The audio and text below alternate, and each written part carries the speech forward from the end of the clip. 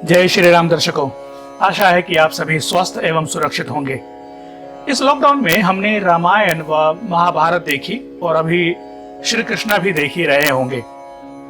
महाभारत की कहानी से हम सभी यह अवश्य ही जान गए हैं कि महारानी द्रौपदी के 5 पति थे और उनके 5 पति सगे भाई थे।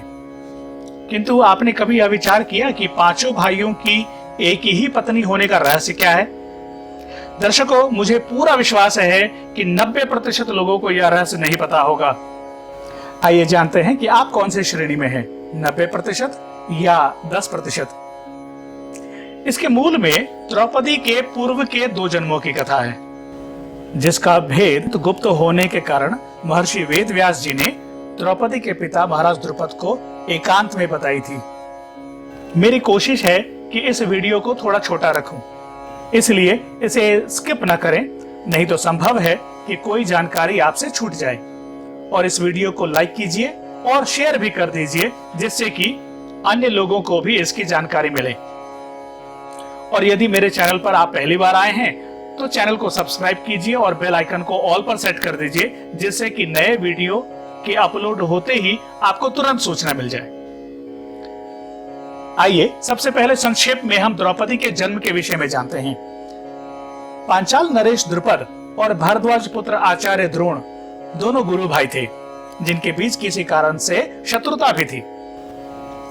गुरु द्रोणाचार्य से अपने अपमान का बदला लेने के लिए राजा द्रुपद द्रोण का वध करने वाले पुत्र की कामना से यज्ञ करते हैं, जिसके फलस्वरूप धृष्टद्युम्न प्रकट होते हैं और उसी यज्ञ कुंड से एक दिव्य कन्या भी प्रकट होती है, जिसका नाम याज्ञसेनी रखा गया।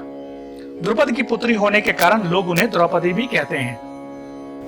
द्रौपदी स्वयंवर की शर्त पूर्ण करने के बाद द्रौपदी को लेकर अर्जुन जब अपने घर पहुंचे तो उनके एक हास्य विनोद अर्थात मजाक के कारण पांडवों के लिए एक बड़ा धर्म संकट खड़ा हो गया, जो कि द्रौपदी के 5 भाइयों से विवाह का कारण बना। किंतु यह एकमात्र कारण नहीं था।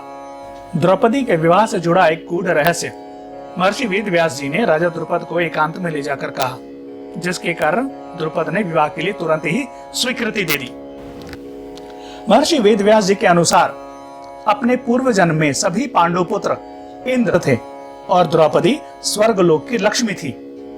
5 इंद्रों को भगवान शिव के क्रोध व लीला के कारण मनुष्य लोक में जन्म लेने का आदेश मिला, जिसके लिए 4 इंद्रों ने धर्म, वायु व अश्विनी कुमारों के द्वारा माता के गर्भ में स्थापित होने की इच्छा की और 5वें इंद्र ने स्वयं के अंश द्वारा ही जन्म लेने की इच्छा व्यक्त की।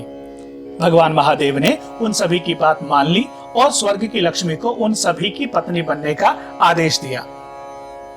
उन 5 इंद्र के नाम इस प्रकार हैं। पहला विश्वभूक, दूसरा भूतधामा, तीसरा शिवी, चौथा शांति और 5वां तेजस्वी। तेजस्वी ही वह इंद्र है जिसने स्वयं को अर्जुन के रूप में उत्पन्न किया था। महर्षि वेदव्यास जी ने आगे कहा कि ये पांडव जो पहले इंद्र रह चुके हैं, द्रौपदी का इनकी पत्नी होना पहले से ही निश्चित हो चुका है, इसमें कोई संशय नहीं है। यज्ञ की अग्नि से पुत्र के बाद पुत्री का उत्पन्न होना यही सिद्ध करता है कि यह सब देव इच्छा से हो रहा है। त्रिकालदर्शी महर्षि वेदव्यास जी ने राजा द्रुपद को एक और वृतांत सुनाया, जिसके अनुसार एक ऋषि कन्या ने कठोर तप करके भगवान शिव को प्रसन्न किया और अनायास ही 5 बार कहा कि मैं सर्वगुण संपन्न पति चाहती हूँ, जिसके उत्तर में भगवान ने उस साध्वी को वर देते हुए कहा कि तुम्हारे 5 पति होंगे, क्योंकि तुमने 5 बार पति चाहिए ऐसा कहा था। किंतु इसके लिए तुम्हें दूसरे देह में प्रवेश करना होगा। घोर तप करने के बाद ऋषि कन्या ने ही स्वर्गलोक की लक्ष्मी व तदनंतर तुम्हारी पुत्री के रूप में जन्म लिया है। स्वयं ब्रह्मा जी ने ही इसे अर्थात द्रौपदी को पांडवों की पत्नी होने के लिए रचा है। अतः इन कथाओं को सुनने के बाद तुम्हें जो उचित लगे वो करो। राजा द्रुपद का संदेह दूर हो चुका था और उन्होंने अब इस विवाह की स्वीकृति दे दी थी।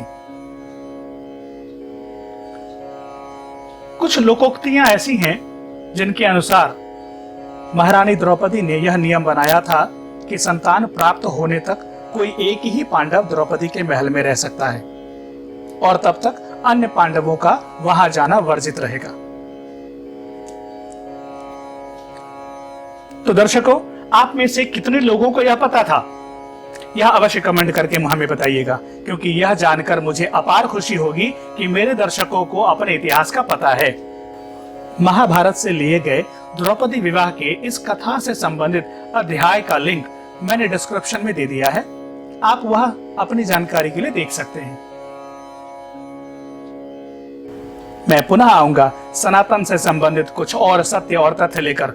तब तक के लिए स्वस्थ रहिए, मस्त रहिए और परिवार सहित सनातन शास्त्रों का अध्ययन कीजिए। जय तु सनातन धर्म, जय श्री राम।